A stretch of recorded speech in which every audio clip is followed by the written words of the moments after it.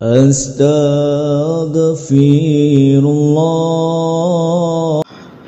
Alhamdulillah wassalatu wassalamu ala Rasulillah wa ala alihi wa sahbihi wa mawalah wa la hawla wa la quwata illa billahi wa ba'du.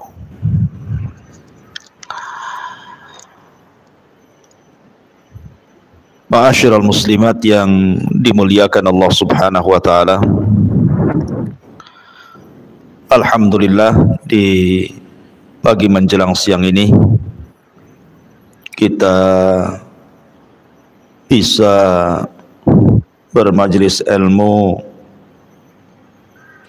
walaupun dalam kondisi berpuasa. Semoga menjadikan tambahan pahala bagi puasa kita. Salawat dan salam kita hadiahkan kepada Rasul kita, Nabi besar Muhammad sallallahu alaihi wasallam. Pembahasan di pagi hari ini masih membahas kitab Kabairudz Dzunub, dosa-dosa besar, dan kita masuk pada dosa besar ke-50, menyakiti dan mencaci maki kaum muslimin. Ma'asyiral muslimat yang dimuliakan Allah Subhanahu wa taala, dalam kehidupan manusia sehari-hari, maka kita lihat bahwa manusia itu di antara mereka ada yang bisa menjaga lisan, ada yang tidak bisa menjaga lisan. Ada yang bisa menjaga perbuatan, ada yang tidak bisa menjaga perbuatan. Ada orang yang sabar ketika disakiti orang, ada orang yang tidak sabar. Bahkan ada yang pendendam, bahkan boleh jadi ada yang sampai kemudian melakukan hal-hal yang akhirnya menyakiti orang. Begitulah kehidupan manusia, tidak lepas dari perkara-perkara tadi. Artinya bahwa tidak ada manusia yang hidup di bumi ini kecuali pasti akan dibicarakan manusia. Jangan lagi kita, Allah Subhanahu wa taala sendiri dibicarakan orang-orang Yahudi, bahkan dimakinya. Sebagaimana Allah Subhanahu wa taala berfirman tentang bagaimana kurang ajarnya orang-orang Yahudi terhadap zat Allah Subhanahu wa taala. Mereka menuduh Allah Subhanahu wa taala fakir dan mereka yang kaya. Innallaha fakirun wa nahnu aghnia. Bahkan juga mereka mengatakan bahwa yadullahi maghlulah, tangan Allah itu terbelenggu. Padahal tangan Allah itu bal yadahu mabsutatan, bukan terbelenggu. Artinya bahwa kalau Allah Subhanahu wa taala sendiri tidak lepas dari ucapan-ucapan kotor manusia, padahal manusia adalah makhluknya, tentu sesama manusia tidak akan lepas lagi. Para nabi saja tidak lepas dari ucapan manusia. Bahkan nabi yang paling banyak mendapatkan penghinaan dari kaumnya adalah Nabi Musa. Sehingga Nabi SAW mengatakan, laqad udhiya akhi Musa katsira fasabara. Sungguh saudaraku Musa banyak diuji oleh Allah, disakiti oleh kaumnya dengan kata-katanya, tapi dia Nabi yang sabar. Termasuk Nabi SAW.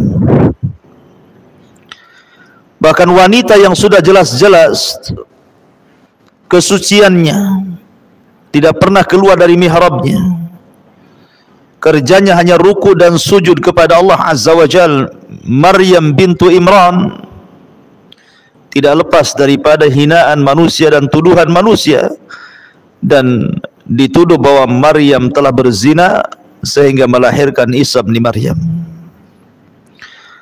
Termasuk juga Ummul Mukminin Aisyah radhiyallahu anha tidak lepas daripada cacian dan makian manusia, dituduh berzina dengan Safwan ibn Mu'attil. Tetapi kedua wanita itu, Maryam ataupun Aisyah Ummul Mukminin, adalah dua wanita suci yang disucikan Allah Subhanahu wa taala. Maka sering saya katakan, sebagai perlipur lara, sebagai penghibur jiwa, kalau seandainya ada orang yang mencaci maki ibu, menghina, menggibah, memfitnah, menuduh, maka kesampingkan ucapan manusia. Artinya jangan pedulikan ucapan manusia, buang ucapan manusia ke belakang punggung. Apakah ucapan itu dalam bentuk cacian ataupun pujian, jangan pedulikan ucapan manusia. Yang kedua, berjalanlah dengan takdir Allah. Berjalanlah dengan takdir Allah Subhanahu wa taala. Artinya kalaupun satu dunia dikumpulkan insuhum wa jinnuhum, manusia dan jinnya sekalipun, untuk mencaci maki ibu, untuk menghina ibu, untuk memadaratkan ibu, itu tidak akan merubah takdir Allah Subhanahu wa taala. Tidak akan merubah takdir. Makanya Nabi SAW mengatakan kepada Abdullah ibnu Abbas radhiyallahu anhuma, sekiranya manusia berkumpul kepadamu, ala an yadhurruka bi syai'in lam yadhurruka illa ma qad kataballahu lak, maka kecelakaan tidak akan sampai kepadamu kecuali sudah dicatat di Lauhil Mahfuz. Kalau seandainya manusia berkumpul untuk mencelakakan kamu, kecelakaan itu tidak mungkin terjadi kecuali sudah ditulis di Lauhil Mahfuz. Manusia hanya merencanakan kejahatan, tetapi terjadinya kejahatan ataupun tidak, itu pun tidak lepas daripada takdir Allah. Maka berjalanlah dengan takdir. Berjalan dengan takdir, hidup kita tenang. Biarkan manusia ngomong ini itu terserah. Saya hanya percaya dengan takdir Allah Subhanahu wa taala. Kemudian yang ketiga, contohlah bagaimana Rasul menghadapi orang-orang yang mencelanya. Nabi SAW sering dihina, sering dimaki, sering difitnah. Kita contoh Nabi, bagaimana cara dia mengatasi itu semuanya. Karena bagaimanapun solusi itu ada pada Nabi SAW, karena dia yang membawa wahyu dari Allah Subhanahu wa taala. Ma'asyiral muslimin yang dimuliakan Allah Subhanahu wa taala, maka dalam bab ini, dalam bab dosa besar yang ke-50 ini, Al-Imam Az-Zahabi rahimahullahu taala ingin menjelaskan tentang di antara dosa besar adalah menyakiti, mencaci maki terhadap saudaranya kaum muslimin. Allah Subhanahu wa taala berfirman di dalam surah Al-Ahzab ayat 58, walladzina yu'dzunal mu'minina wal mu'minati bighairi maktasabu faqad ihtamalu buhtanan wa itsman mubina. Dan orang-orang yang menyakiti orang-orang mukmin laki-laki ataupun perempuan tanpa ada kesalahan yang mereka perbuat, maka sungguh mereka telah memikul kebohongan dan dosa yang nyata. Ma'asyiral muslimin yang dimuliakan Allah Subhanahu wa taala. Terkadang di masyarakat ini lidah tak bertulang,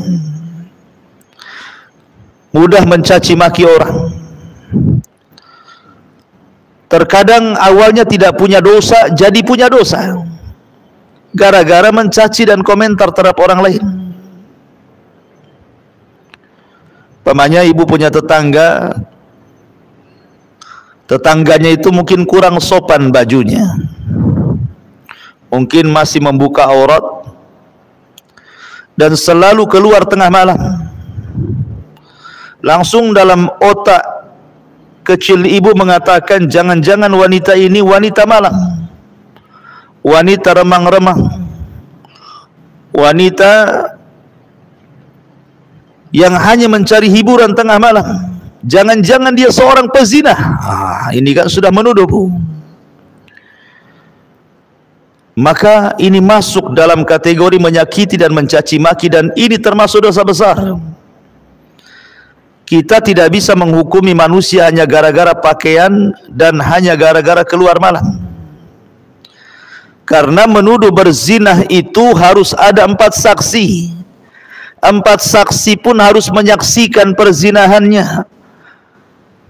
Kalau tidak menyaksikan, maka yang menuduh yang dipukul dalam Islam 84 kali 80 cambukan. Jadi tidak boleh menuduh menyakiti seperti itu aja, tidak boleh. Itu jelas-jelas wanita yang fasik gitu ya, yang ibu tahulah tetangga sendiri, dia nggak pernah sholat, pakaian telanjang dan begitu seterusnya. Tapi dengan menuduh si anu berzinah, ini tuduhan berat. Kalau seandainya wanita fasik seperti ini saja, kita tidak boleh menuduh tanpa ada saksi. Bagaimana pula wanita baik-baik dituduh berzina? Seperti yang dilakukan orang-orang Syiah terhadap Ummul Mukminin Aisyah radhiyallahu anha. Orang-orang Syiah itu menuduh Aisyah berzina persis seperti tuduhan orang-orang munafik di zaman Nabi sallallahu alaihi wasallam yang dikepalai oleh Abdullah ibn Ubay ibn Salul, menyebarkan hoax bahwa Aisyah radhiyallahu anha berzina dengan Safwan ibn Mu'attil. Tetapi karena ini berita dusta, Allah Subhanahu wa taala turunkan suratun Nur, pembebasan Ummul Mukminin Aisyah radhiyallahu anha dari tuduhan berzina dengan Safwan ibn Mu'attil. Makanya Allah mengatakan, walladzina yu'dzunal mu'minin wal mu'minati bighairi maktasabu faqad ihtamalu buhtanan wa itsman mubina. Dan orang-orang yang menyakiti orang-orang yang beriman laki-laki dan perempuan tanpa ada kesalahan yang mereka perbuat, maka sungguh mereka telah memikul kebohongan dan dosa yang nyata. Apalagi yang dituduh wanita-wanita yang taat kepada Allah. Apalagi kalau yang dituduh itu atau yang dicaci maki itu adalah orang-orang soleh, orang-orang yang taat kepada Allah Azza wa Jalla. Maka tentu menuduh apapun bentuk tuduhannya, dituduh si fulan korupsi, dituduh si fulan kurang akhlak, kurang adab dan begitu seterusnya, maka ini boleh jadi bagian daripada ghibah, boleh jadi bagian daripada ghibah. Bahkan di negeri ini ada namanya ghibah nasional. Tahu Bu ghibah nasional tuh? Ghibah nasional itu kalau seandainya ada satu pejabat kemudian dicurigai dia korupsi, masuklah media, dibaca oleh publik, maka masyarakat yang membaca, mendengar, langsung ikut-ikut apa kata media, ikut mencelah, kemudian mengatakan dasar koruptor, tidak amanah, macam-macam. Akhirnya kemudian datanglah persidangan. Disidanglah orang yang tertuduh korupsi ini. Rupanya sama hakim persidangan dilepaskan pula. Tiba-tiba masyarakat ngomong lagi, lah kok koruptor dibebaskan katanya. Lah kita tidak hadir di persidangan itu. Dan kita tidak tahu berita itu betul atau salah, bermuatan politik atau tidak. Tetapi dengan cara kemudian ikut-ikutan mencaci, memaki, menuduh, menggibah tanpa ada bukti yang benar, itu masuk pada ghibah atau justru menyebar kedustaan. Apalagi kemudian kalau yang disebar ini orang-orang soleh gitu ya, tanpa ada bukti kemudian sudah dituduh, maka ini dosa besar, tidak boleh menuduh. Apalagi mencaci maki saudaranya yang sudah mengaji, sudah berjilbab, sudah pakai cadar gitu ya, masih juga kemudian diomeli, dicaci, dimaki, maka ini bagian daripada dosa besar, menyakiti dan mencaci maki saudaranya kaum muslimin. Kemudian juga mu'alif rahimahullahu ta'ala mencantumkan firman Allah subhanahu wa ta'ala dalam surat Al-Hujurat, wala tajassasu wala yaghtab ba'dukum ba'dah, dan janganlah kamu mencari-cari kesalahan orang lain, dan janganlah ada di antara kamu yang menggunjing sebagian yang lainnya. Ada satu akhlak yang paling buruk di tengah-tengah masyarakat kaum muslimin, khususnya ibu-ibu. Terkadang apabila bercerita dengan kawannya, awalnya baik-baik saja ceritanya, tanya kabar, tanya anak, tanya keluarga gitu. Karena keasikan ngobrol, mulailah membicarakan kawannya, membicarakan tetangganya, membicarakan orang yang satu jamaah dengan pengajiannya. Kemudian dikorek-korek pula. Itu namanya tajassus. Sudah tahu enggak si Anu? Si Anu yang mana? Si Fulanah bintu Fulan itu. Emang kenapa si Fulanah? Saya dengar begini begitu. Tahu enggak Kan begitu ya, minta komentar sama orang. Akhirnya kemudian orang yang dimentari komentar ini jadi suudzon. Oh betul juga ya kata-katamu, pantaslah dia jarang begini jarang begitu. Akhirnya diperkuat. Itu namanya tajassus. Tidak boleh.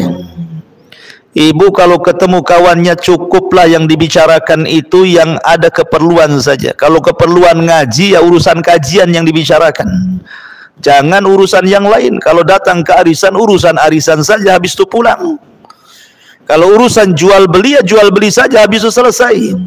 Jangan kemudian merembet ke sana kemari, yang datang tidak berdosa, pulang pula membawa dosa besar. Naudzubillah. Karena tajassus ini akan beralih kepada ghibah. Orang kalau sudah tajassus, mengorek-ngorek keburukan orang, pasti jatuh kepada ghibah. Dan ghibah itu adalah dosa besar, bukan dosa kecil ghibah itu. Nabi SAW pernah lewat dengan sahabatnya, ada kambing yang sudah mati jadi bangkai. Kemudian Nabi SAW mengatakan, maukah kalian memakai bangkai kambing ini? Maka sahabat mengatakan, ya Rasulullah, kalaupun hidup kami tak mau, karena kambing ini cacat. Maka Rasul mengatakan, sesungguhnya kau makan bangkai kambing ini jauh lebih baik dibandingkan engkau merobek kehormatan seorang muslim. Bahkan dikatakan oleh Rasul, min arbar riba, sebesar-besarnya dosa riba, sebesar-besarnya dosa riba, kata Rasul, seseorang merobek kehormatan saudaranya. Makanya wajar Nabi SAW pernah marah kepada Aisyah radhiyallahu anha ketika membicarakan tentang Safiyah dengan isyarat tangannya. Padahal Aisyah tidak hendak merendahkan Safiyah dengan kata-katanya, hanya mengisyaratkan dengan tangannya bahwa dirinya pendek, dirinya tinggi Safiyah itu pendek, itu hanya itu aja yang ingin dijelaskan kepada Rasul. Dia bangga dengan tingginya, kemudian merendahkan Safiyah dengan pendeknya. Maka Nabi SAW marah di hadapan Aisyah radhiyallahu anha dan mengatakan, "Ya Aisyah, laqad qulti kalimatan law muzizat bihal bahru lamazazathu." Wahai Aisyah, engkau sudah mengucapkan satu kalimat yang kalau kalimat ini dicemarkan di seluruh air lautan cukup mengotori air lautan satu dunia ini. Maka jangan suka menggibah. Kemudian juga Nabi SAW mengatakan, wailun likulli humazatil lumazah. Wailun, celaka bagi setiap pengumpat dan pencela. Ada yang mengatakan humazah itu dengan lisan, ada yang mengatakan lumazah itu dengan perbuatan. Dua-duanya terlarang, baik dengan lisan ataupun dengan perbuatan, dengan isyarat, dengan gerakan tangan, dengan kedipan mata, dengan kemudian meletakkan jempol ke bawah gitu ya. Kalau sekarang kan ada tuh jempol ke bawah itu kalau di handphone tuh. Itu kan namanya menghina dengan cara perbuatan, itu disebut lumazah. Kalau humazah dengan lisan atau sebaliknya. Dengan kemudian mencela fisik orang, karena ada tuh di masyarakat itu orang itu mudah mencela fisik orang. Jangan. Si fulan kulitnya hitam, ibu bilang itu kayak pantat panci katanya. Si fulan kemudian terlampau pendek, nanti ibu katakan apa tuh ya, si fulan mungkin kurang mancung, terlampau pesek, nanti ibu katakan macam-macam. Pokoknya ada saja komentar-komentar itu. Tidak boleh mencela fisik orang, tidak boleh mencela rambutnya, mencela matanya, mencela hidungnya, mencela wajahnya, mencela pakaiannya, atau mencela badannya, kaki, tangannya, tidak boleh. Kenapa? Karena mencela fisik orang itu sama dengan mencela yang menciptakannya. Kalau kita katakan kemudian kepada orang kurus, dasar siwak umpamanya, maka kita sedang mencela Allah Azza wa Jalla. Datang orang gemuk kita katakan drum, maka sama juga kita sedang mencela yang menciptakan orang itu. Ada orang kemudian pincang, kemudian kita katakan kok jalannya kayak joget, itu sama juga mencela. Siapapun yang mencela fisik orang itu sama dengan mencela yang menciptakannya. Ingat, dari seluruh makhluk itu yang paling indah itu manusia, ciptaannya dibandingkan makhluk Allah yang lainnya. Lihat binatang, ada model cacing, model belut, ada model lele gitu kan. Tidak ada manusia seperti itu. Ada yang kakinya 4, ada yang kakinya 4 tapi tidak bisa kemudian berdiri, ada yang berjalan dengan perutnya, macam-macam binatang itu, tapi tidak seindah manusia. Karena Allah mengatakan laqad khalaqnal insana fi ahsani taqwim tsumma radadnahu asfala safilin. Sungguh kami telah ciptakan manusia sebaik-baik bentuk. Maka jangan mencela fisik, karena sama dengan mencela yang menciptakan fisik. Karena itu dosa besar, tidak boleh. Ya. Kemudian juga Nabi SAW bersabda di sini, inna syarran nasi manzilatan indallah man wada'ahun nasu ittiqa'a fuhsyih. Sesungguhnya sejelek-jelek kedudukan manusia di sisi Allah adalah orang yang ditinggalkan manusia karena takut akan kejahatannya. Subhanallah. Ada di antara orang itu, Bu, yang tidak dikehendaki kehadirannya kan, Bu. Ada di antara orang-orang itu yang tidak dikehendaki kehadirannya. Kalau dia tidak hadir, manusia akan mengatakan alhamdulillah dia tidak datang. Kalau dia datang, inna lillahi wa inna ilaihi rajiun, ngapainlah dia datang? Orang itu datang ya tidak menggenapkan, pergi ya tidak mengganjilkan, ngapain pula dia mondar-mandir di sini? Jadi ada orang-orang yang tidak diharapkan perkumpulannya, benci orang kalau dia hadir, dan suka kalau dia tidak ada. Lah itu seburuk-buruk manusia, Bu. Kalau ibu kemudian dibenci kehadirannya, ibu kemudian dipuji ketidakhadirannya, orang mengucapkan alhamdulillah, berarti memang ibu ini seburuk-buruk orang.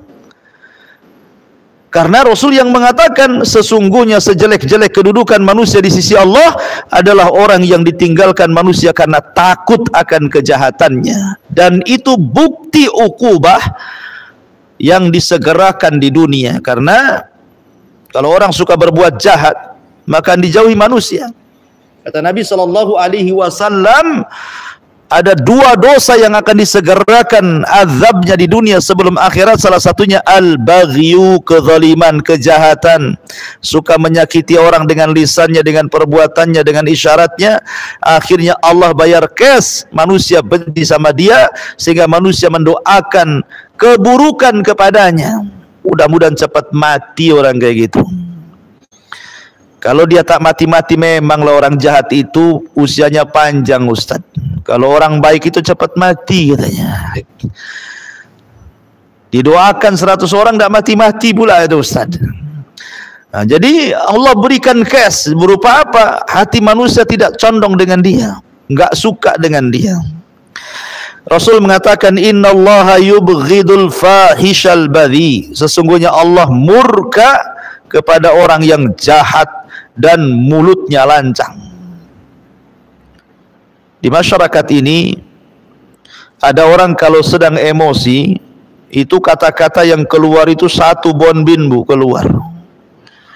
Mulai dari kaki 4 sampai kaki 2. Kalau kaki 3 minuman, Bu. Jadi ada orang yang kalau lagi emosi itu pula yang keluar, dimaki-maki orang itu. Andai kata pun seandainya binatang yang paling indah lah menurut ibu apa gitu kan, mungkin ibu suka piara kucing, ada kucing Angora Persia gitu yang cantik-cantik, kemudian lagi marah, oh dasar Persia kamu, dasar Angora umpamanya kan. Kita tidak mengatakan babi anjing yang sudah jelas-jelas najis.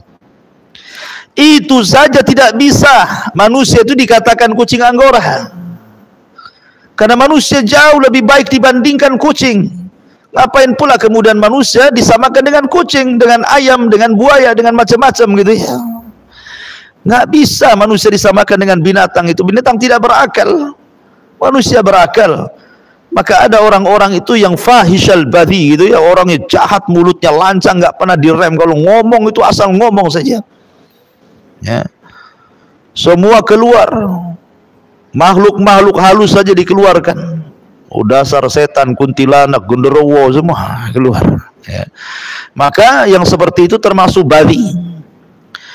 Kemudian Nabi SAW mengatakan, ibadallah, innallaha wadu'al haraj illa man iktarasa irdi akhihi fadhaka alladhi haraja au halak. Wahai hamba Allah, sesungguhnya Allah memperingatkan dosa kecuali orang-orang yang telah melanggar kehormatan saudaranya. Maka yang demikian itulah orang-orang yang telah berbuat dosa atau telah celaka. A'udzubillah.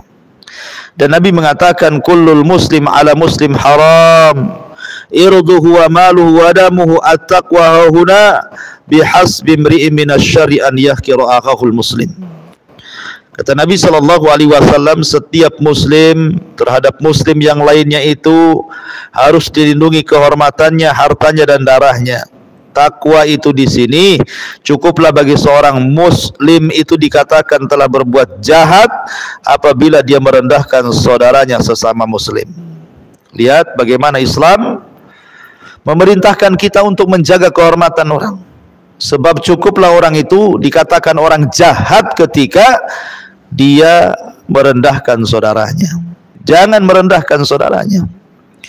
Karena ada di masyarakat kita ini yang mudah merendahkan karena dia merasa lebih kaya, tetangganya lebih miskin, maka direndahkan dengan cara terkadang dengan lisannya atau dengan perbuatannya atau dengan barang-barangnya atau dengan pakaian dan tasnya.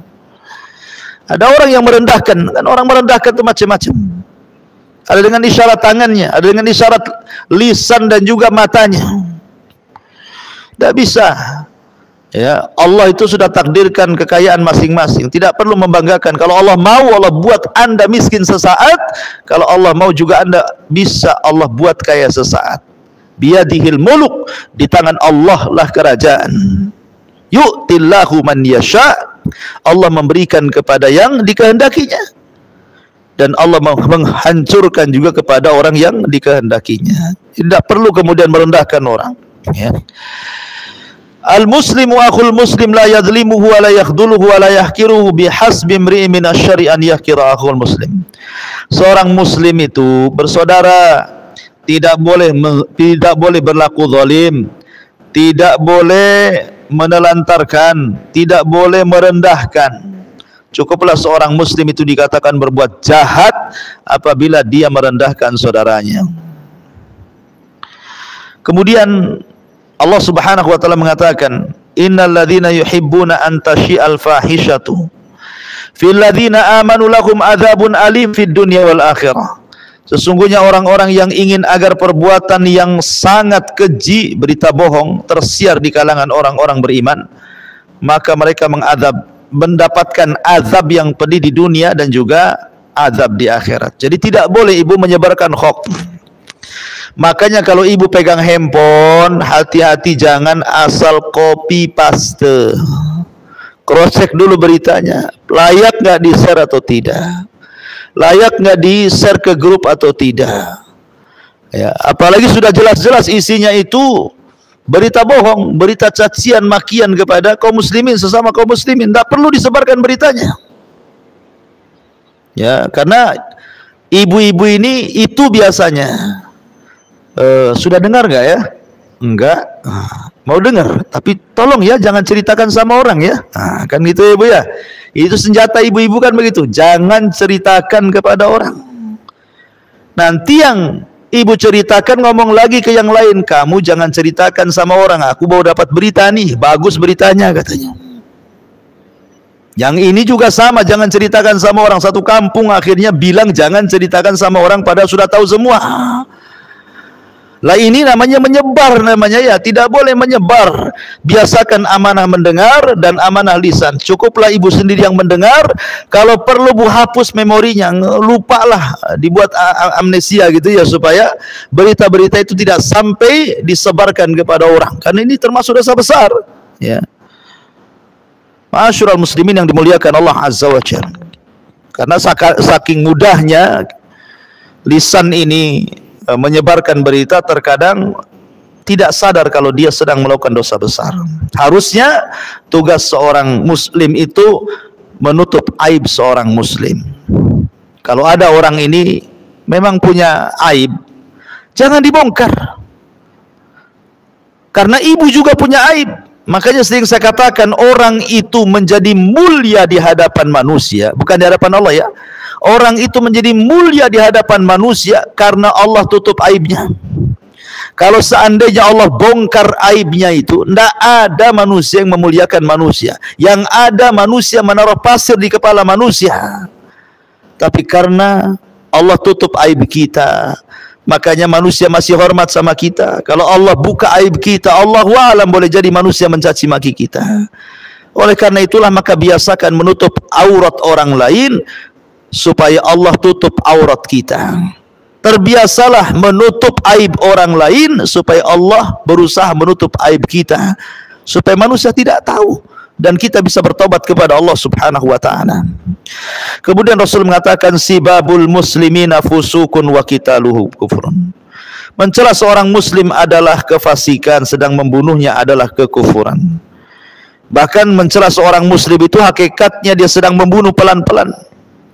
Betapa banyak orang yang kemudian tadinya sehat gitu ya, tiba-tiba kemudian darah tingginya naik, gulanya naik, kolesterolnya naik, gara-gara dicela orang. Jadi orang yang mencela itu sesungguhnya sedang membunuh saudaranya pelan-pelan itu. Karena tidak semua orang yang dicela, dicaci, dimaki, digibah, difitnah itu kuat gitu. Banyak yang tidak kuat, banyak yang tumbang. Ya. maka hakikatnya mencela itu membunuh pelan-pelan. La yadkhulul jannah man la ya'man jaruhu bawa'iqah. Tidak akan masuk surga bagi orang yang tetangganya merasa tidak aman dengan kejahatannya. Bahkan Rasul mengatakan wallahi la yu'min 3 kali, demi Allah tidak beriman, tidak beriman, tidak beriman. Ketika sahabat berkata, siapa Rasul yang tidak beriman kau sebut 3 kali itu? Rasul mengatakan alladzi la ya'man jaruhu bawa'iqah. Tetangganya tidak merasa aman karena gangguan tetangganya. Intinya bahwa mu'allif rahimahullahu ta'ala kemudian melanjutkan dalil-dalilnya tentang tidak boleh seseorang itu mudah mencaci memaki sampai kepada orang yang sudah mati, Bu, tidak boleh dicaci. Umpamanya orang yang mati ini memang jahat lisannya ketika masih hidup, jahat perbuatannya ketika masih hidup, tapi kalau sudah mati jangan kemudian dicaci maki, karena Rasul yang mengatakan la tasubbul amwat fa innahum qad afdau ila ma qaddamu. Jangan kalian mencela orang-orang yang telah meninggal dunia, karena sesungguhnya mereka telah menemukan apa yang telah mereka persembahkan kepada Allah. Mereka sudah dapat balasan dari apa yang mereka lakukan. Kenapa kita sibuk orang yang hidup mencaci maki kepada orang yang mati? Mereka sudah bertanggungjawabkan di hadapan Allah, jadi tidak perlu dicaci maki lagi. Kalau orang yang mati saja tidak boleh caci maki, apalagi orang hidup, gitu maksudnya ya. Makanya tidak boleh mudah menuduh, karena terkadang tuduhan itu tidak benar. Sebagaimana Rasul kalau orang mengatakan kepada saudaranya hei kafir, boleh jadi kekafiran itu akan kembali kepada yang mengucapkannya. Karena hakikatnya orang yang menuduh itu, Bu, dia tidak punya apa yang ibu punya. Jadi kalau ada orang mencela ibu, hasad dengan ibu, hakikatnya dia tidak punya yang ibu punya, makanya dia iri hati, kemudian hasad dan mencela ibu. Karena tidak punya itulah dia mencela. Akhirnya artinya orang yang mencela itu orang fakir, sehingga dia mencela orang lain dengan hasadnya. Makanya sekali lagi Nabi SAW mengatakan la khaira fiha hiya min ahlin nar. Tidak ada kebaikan bagi wanita yang suka mencaci maki tetangganya, bahkan dia termasuk penduduk neraka. Wallahu alam. Ini diantara pembahasan al-kabair, dosa besar yang ke-50. Baik, sebelum saya tutup, silakan kalau ada yang mau bertanya.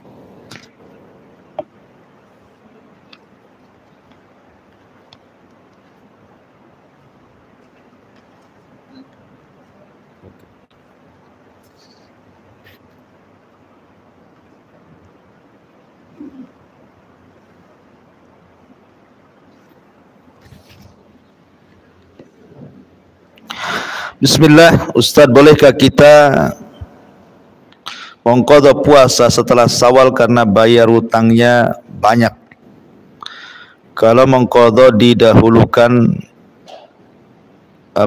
Syawalnya tidak sampai 6 hari. Yang kedua, benarkah kita bayar puasa di bulan Syawal sudah sama dengan puasa Syawal, tidak perlu puasa sunnah Syawal lagi? Iya. Ini masalah khilaf ulama tentang orang yang punya puasa, hutang puasa Ramadan, kemudian ketika masuk bulan Syawal ada sunnah namanya 6 hari puasa Syawal. Kata Rasul, man shoma Ramadanan tsumma atba'ahu sittan min Syawal kana kasiyami dahri.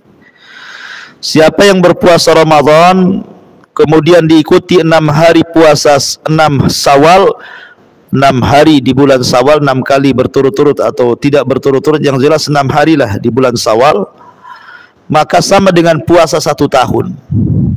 Jadi kalau ibu Ramadan tidak batal, kemudian tambah 6 hari Syawal, itu sama seolah ibu berpuasa tiap hari selama setahun. Lah dari hadis ini menjadi polemik para ulama, orang yang belum menghabiskan Ramadan tetapi dia puasa Syawal karena kalimatnya siapa yang puasa Ramadan. Akhirnya selesaikan dulu Ramadannya, baru kemudian 6 hari Syawal. Sehingga dari sini kata ulama, mendahulukan yang wajib lebih utama dibandingkan mengerjakan yang sunnah. Artinya qadha dulu Ramadannya baru Syawal. Tapi pendapat yang kedua tidak demikian. Ramadan itu sifatnya waktunya muwassa'. Jadi qadha Ramadan itu muwassa'. Muwassa' itu artinya lapang waktunya, mulai dari Syawal sampai Sya'ban tahun depan. Beda dengan puasa Syawal, itu waktunya mudayyak, sempit karena hanya Syawal saja, tidak bisa diqadha di bulan-bulan yang lain kecuali Syawal. Maka barang siapa yang ingin mendahulukan Syawal baru qadha Ramadan tidak ada masalah, karena melihat waktu sempitnya Syawal dan waktu luasnya qadha Ramadan. Jadi ada dua pendapat gitu ya. Walaupun sekiranya di bulan Syawal itu ibu bisa mendahulukan Ramadan, dan ada hari untuk puasa Syawal sehingga bisa terbayari semuanya, Ramadan ya tidak punya hutang, Syawal juga bisa puasa, tentu ini lebih baik. Bagaimanapun menyegerakan qadha itu lebih abra' lidhimmah, supaya lebih ringan kita ini tidak terbebankan hutang. Adapun qadha Ramadan tidak bisa diniatkan puasa Syawal karena beda hukum. Syawal itu sunnah, Ramadan itu wajib. Wallahu a'lam.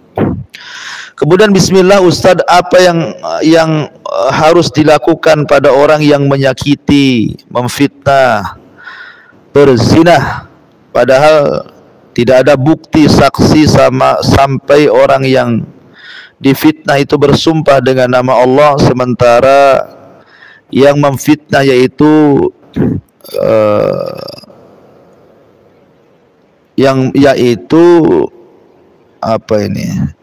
ahli ibadah dan masih ada hubungan kerabat dengan orang yang difitnah dan hampir menghancurkan rumah tangga yang difitnah. Ya, alhamdulillah. Kalau tidak merasa melakukan, ya nggak usah dipikirkan. Aisyah radhiyallahu anha dituduh berzina oleh orang munafik dengan Safwan ibn Mu'attil. Kemudian Nabi SAW seolah-olah terpengaruh dengan berita orang munafik, sehingga Nabi SAW datang menemui Aisyah Ummul Mukminin, istri tercintanya. Bayangkan ya, Aisyah itu wanita yang paling dicintai Nabi, istri satu-satunya yang perawan, anak Abu Bakar Siddiq yang paling cantik. Tiba-tiba dituduh berzina, apa tidak sakit hati Nabi itu? Tapi ini Nabi harus meluruskan, karena 1 bulan Rasul sudah menunggu wahyu, tidak turun-turun tuh wahyunya, menjelaskan apakah berita itu hoax atau berita itu memang benar. Terpaksalah Nabi harus bertanya langsung dengan Aisyah. Datanglah dia kepada Ummul Mukminin Aisyah radhiyallahu anha, di sampingnya ada Abu Bakar, ada ibundanya Ummu Ruman. Kemudian Rasul mengatakan, ya Aisyah, kalau seandainya la in lamamti bi dzambin fastaghfirillah fa innal 'abda idza taba Allahu alaihi wa in kunta bari'a fasayubarri'ukillah azza wa jalla fawqa sab'as samawat. Kata Nabi SAW, wahai Aisyah, kalau engkau memang melakukannya, artinya memang betul melakukannya, engkau berzina dengan Safwan gitu ya, tinggal sesali saja perbuatanmu, kemudian bertobat kepada Allah. Karena seorang hamba itu kalau tobat pasti Allah akan berikan ampunannya. Tapi kalau engkau tidak merasa melakukannya, engkau tidak berzina, engkau tidak selingkuh, berita di luar itu hoax, tidak benar, tenang wahai Aisyah, nanti Allah akan menurunkan ayat-ayatnya dalam rangka membebaskan dirimu dari 7 atas langit sana. Jadi kalau tidak merasa memang berzina, berselingkuh, ya tenang-tenang saja. Biarkan anjing menggonggong, kafilah tetap berlalu, kan begitu ya. Biarkan dia memfitnah apa saja, saya kan nggak melakukannya, peduli amat. Si amat aja nggak peduli. Ya. Jadi nggak usah dipikirkan, anggap angin lalu, buang ke belakang punggung, berjalan dengan takdir Allah Azza wa Jal, walaupun dia terus menggaungkan fitnah. Kalau memang kehancuran rumah tangga ibu belum ditulis Lauhil Mahfuz, tidak akan hancur. Karena betapa banyak rumah tangga hancur bukan karena dituduh berzina. Betapa banyak rumah tangga hancur hanya gara-gara faktor ekonomi. Jadi tenang saja, walaupun dia terus menggonggong-gonggong pun, kalau memang belum dicatat takdirnya ibu harus lepas dari suami, nggak mungkin lepas. Itu semua takdir Allah. Wala in istama'u ala an yadhurruka bi syai'in lam yadhurruka illa bi syai'in qad katabahu Allah. Kalau mereka pun bukan satu orang yang nuduh ibu umpamanya ya, yang nuduh zina itu mungkin satu kampung. Kalaupun satu Indonesia yang nuduh itu, kalau memang kecelakaan tidak akan sampai karena kecelakaan itu sudah ditulis Lauhil Mahfuz. Jadi tenang saja kalau tidak merasa melakukannya. Berdoa kepada Allah agar Allah Subhanahu wa taala menyadarkan dan memberikan hidayah kepada yang memfitnahnya walaupun dia ahli ibadah. Ya. Karena kalau orang yang dizalimi walaupun dia orang kafir, Allah akan menolongnya. Bukan karena kekafirannya, karena dia dari pihak yang dizalimi. Wallahu a'lam. Ya, bismillah Ustaz, bolehkah menceritakan ulang suatu kejadian pada seseorang yang bertanya kepada kita dengan tidak menyebut nama pelaku kejadian tersebut? Kalau sekiranya tidak mendesak, tidak menjadikan madarat dan itu sangat dihajatkan, nggak apa-apa. Seperti seorang hakim meminta agar ibu menceritakan, ibu jadi saksi di hakim. Kalau tidak diceritakan keburukannya, hakim tidak tahu sehingga tidak bisa memutuskan yang seadil-adilnya. Terpaksalah ibu feedback menceritakan kisah masa lalu kejelekan si anu yang sedang dihakimi. Gak ada masalah, ya kan? Kalau memang itu ada sebuah hajat. Kalau nggak ada hajat, ngapain? Ya, kecuali dijadikan ibrah dan pelajaran boleh kita menceritakan tanpa menyebut inisialnya, tanpa menyebut namanya. Oh, di desa, tanpa menyebut desanya, di sebuah desa ada seorang wanita begini, akhirnya karena dia berbuat jahat kuburannya nolak umpamanya, kayak sinetron gitu ya. Nggak ada masalah ya kalau tidak disebutkan tempatnya. Jadi orang itu kan mengambil ibrah dari ceritanya saja. Ya. Kemudian yang kedua, bagaimana sikap kita dengan seseorang yang selalu berpikir negatif dengan orang lain, khususnya kepada keluarga besar sendiri. Doakan supaya dia dapat hidayah. Ya, bahwa sekali lagi saya katakan sebagai pelipur lara, kita ini tidak lepas dari ucapan manusia. Sampai Nabi Adam saja kena omelan gitu ya. Para nabi kena omelan. Nabi Isa dikatakan anak Allah, Uzair dikatakan anak Allah, Isa dikatakan anak zina, Maryam dikatakan berzina, Aisyah dikatakan berzina, Nabi dikatakan gila, Nabi dikatakan tukang sihir, tukang tenun, macam-macam. Ya kan? Jadi sekelas mereka saja orang-orang mulia tidak lepas dari cacian makian, apalagi sekelas ibu. Wajar kalau kena maki, apalagi suka maki, kena maki baliklah kan itu ya. Karena kama tadi nutudan, ya, sebagaimana ibu melakukan bermuamalah dengan jahat kepada orang, maka Allah akan kirim orang yang bermuamalah dengan jahat kepada ibu. Al jaza'u min jinsil amal, bahwa balasan itu ditentukan amalannya.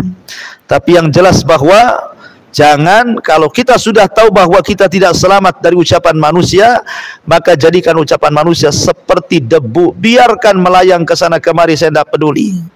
Jadikan pujian dan juga celaan itu sama saja bagi saya. Hati saya tidak akan berubah. Anda mau puji saya silakan, Anda mau mencela saya silakan, saya tidak akan berubah. Karena hati orang mulia itu tidak akan berubah dengan celaan dan pujian.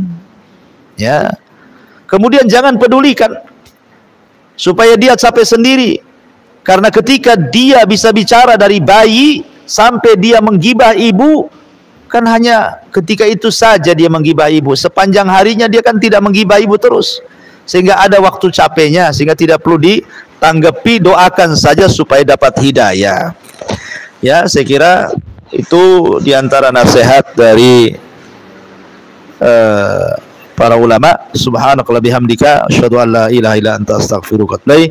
Allahu ta'ala alam. Assalamualaikum warahmatullahi wabarakatuh.